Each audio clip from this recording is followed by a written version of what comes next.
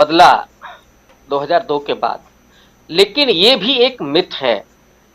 गुजरात का जो शहरी इलाका है उसमें ध्रुवीकरण हुआ, आज भी वहां के गांवों में ध्रुवीकरण नहीं हो सका है और यही कारण है कि कांग्रेस पार्टी वहां जीतती आ रही है।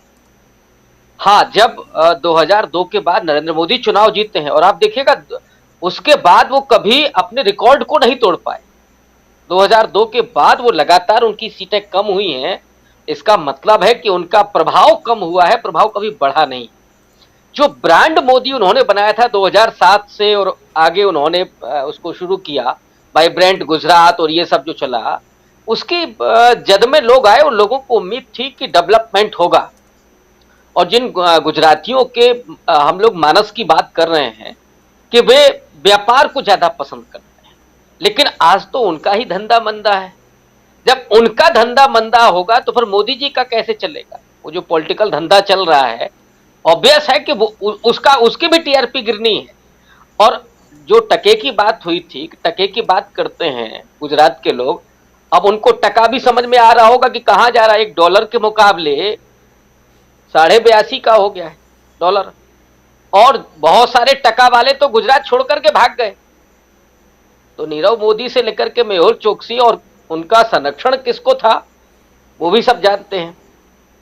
लेकिन जो मूल चर्चा है आज कि राहुल गांधी ने इनकी चालें डगमगा दी।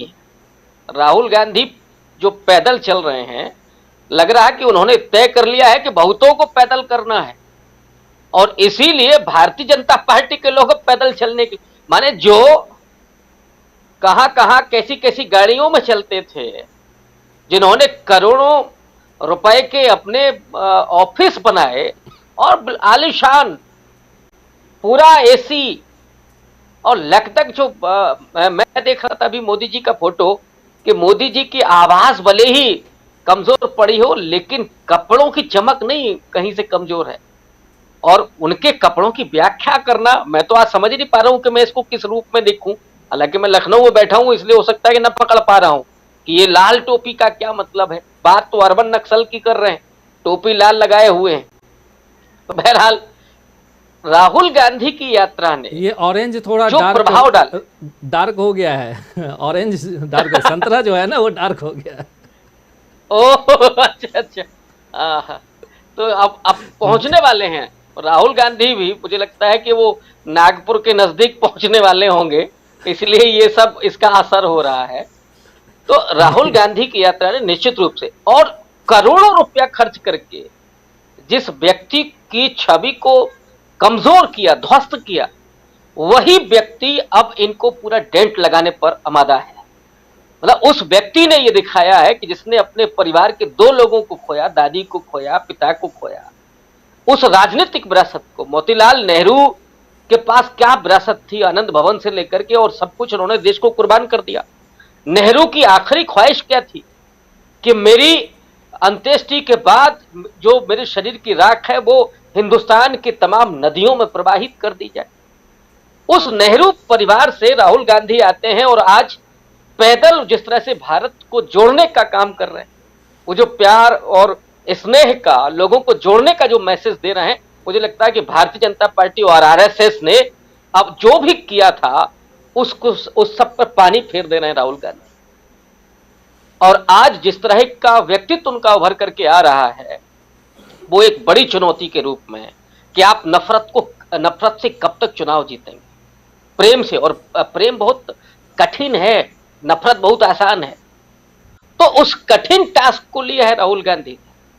विभाजन नहीं कर रहे हैं, राहुल गांधी जोड़ने का काम कर रहे हैं, और इस यात्रा के जरिए वो भारत को बनाने का भी काम कर रहे हैं। और राष्ट्र निरंतर बनता है, राष्ट्र को तोड़ा जिस तरह से जा रहा था उसको फिर से बनाने की कोशिश कर रहे हैं राहुल गांधी। और इसलिए मैं कभी कभी उनमें जवाहरलाल नेहरू का भी अक्स देखता हूं, उस यात्रा में कभी उनका गांधी जी का भी थोड़ा प्रयास देखता हूं जो उन्होंने अपने जीवन में किया। तो राहुल गांधी आज के दौर में उस स्वाधीनता आंदोलन की याद दिलाते हैं, लोगों को जोड़ने का जिस तरह का काम कर रहे हैं, वो एक राजनीति तो है ही, लेकिन उससे बढ़कर के वो एक सांस्कृतिक यात्रा है लेकिन उसका प्रभाव तो पड़ना ही है।